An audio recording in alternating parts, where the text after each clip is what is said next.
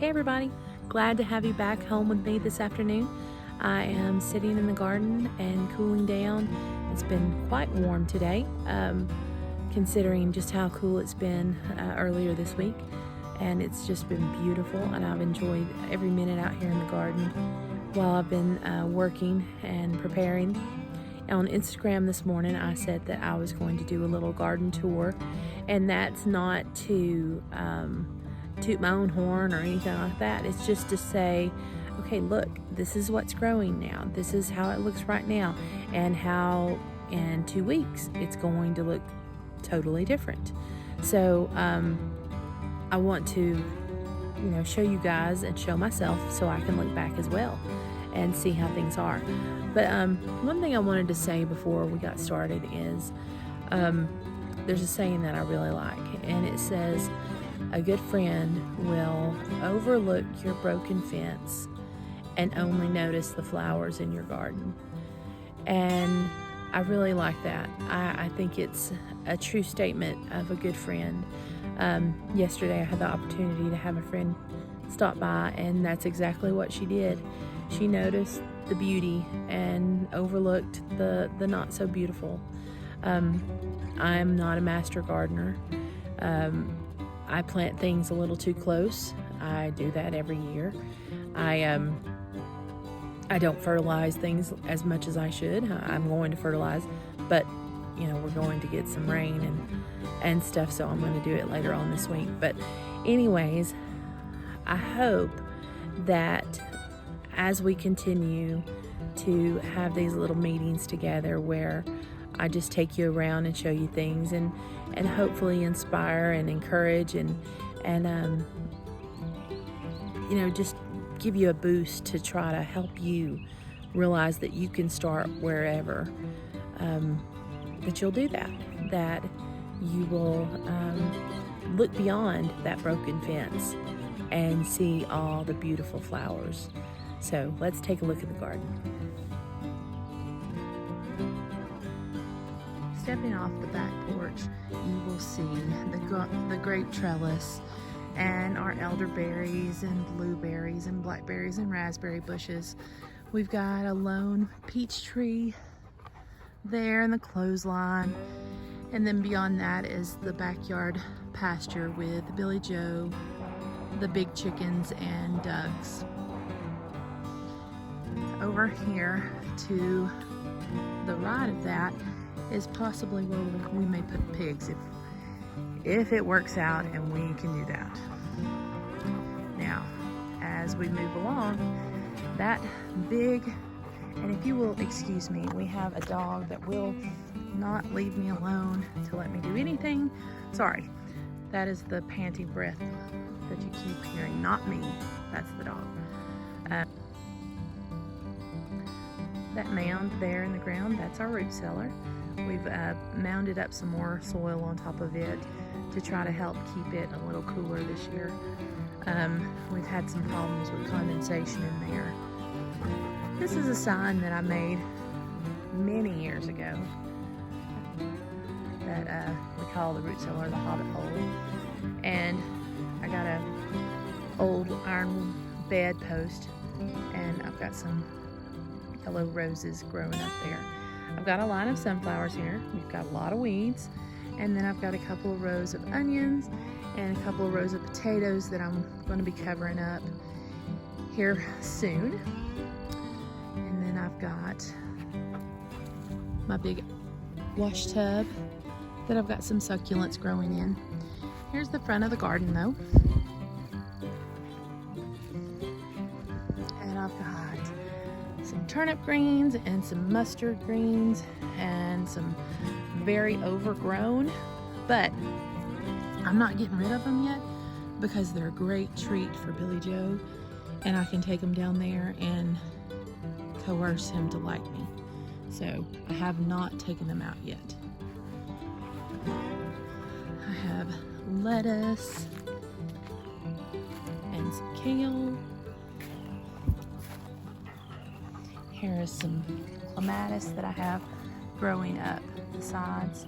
I'm also going to be planting some noodle beans here. And so the hope is that they will grow up this trellis and hang down, which I think will be really pretty. And they're like purple, I think. Over here, I've got some hopes for cabbages. After today, it may get too warm too quick to have any actual harvest from them, but we'll see. There's always hopes. Those are little plants of pumpkins that I've got going that I plan on planting in the front yard. Here is, and you'll see, I've got a lot of weeding to do, but because it's going to rain, I don't want to spray my homemade weed killer because it's going to rain and it's just going to wash it away. Again, there's Muck and there's Minerva trying to get in the shot. Here's our mint. I moved all my mint to this one bed because it absolutely runs rampant. And so this will try to contain it. So everything in here will eventually just be mint. I have chocolate mint down here. And then here is something that we call Ashley's mint. That's from a friend of mine who moved up more north from us. But I have a sneaky suspicion Ashley's mint is the same mint as my apple mint because it looks very, very similar. It smells pretty similar. I think it tastes pretty similar. Anyways, it may be the same, it may be not, but this is always going to be Ashley's mint, and this is my apple mint. I'm going to have to do some work in these beds. I thought everything would fit, but it has just gotten so big and luscious. And that's yarrow. And there's my rosemary, oregano, and chives. I just love those purple flowers. Thyme, and these are garlic chives. They're a little flatter and thinner than the onion chives over there. I have some nasturtiums growing in this little bed here. I usually have trouble getting them to sprout, but they've sprouted for me. And all it is a little pool that I had for the ducks a few years ago. They have holes in it now. It makes a good little planter, so I used it this year. I have, this is mostly, I think, Cherokee purple tomatoes, and I think there might be some Better Boys. Again, I know I plant really close together, but I'm going to be running a trellis down the middle to try to train them up. And, you know, if it's too close, it's too close. It's okay. Over here, I have a sun gold tomato. I have a stripy tomato. I have some Amish paste tomatoes. I've got a few more that I want to plant before the rain this evening, but I wanted to try to get this in while I could. Down at the bottom here, I have peppers of different varieties. I have some cucumbers that I hope to go up this trellis, and then a couple of squash or zucchini. I think it's squash over here. Over on this side, I have some more cucumbers that'll go up the other side of the trellis, and then some squash here. And down there, some eggplant and some more peppers.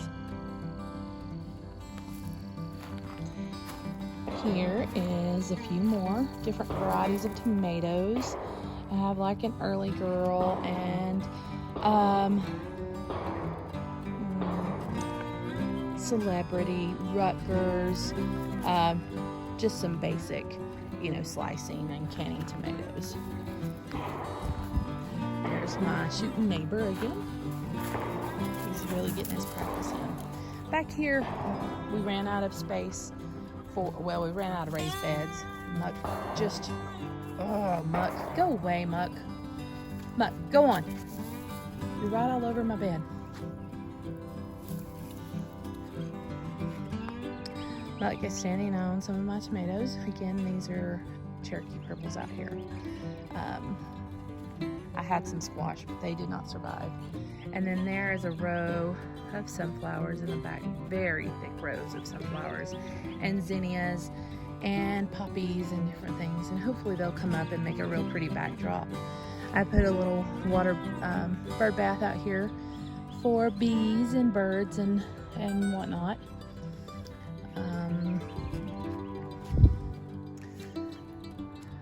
This is looking at the house. And, you know, there's just so much to be thankful for. You know, I can focus on the bad, or I can focus on the good. And it takes the same energy to do both. So why shouldn't I continually focus on the good and be thankful and grateful for that good and what I have? And that's what I'm going to try to do. Also, there's a clematis there on that side too. For some reason, this side is bloomed out. This side is being a little shy, although there are quite a few blooms here at the top. It's gotten much taller though. This one's showing out, but not at mass tall. Oh, and there's some lettuce down there that looks really good. I think I need to pick some before it rains tonight.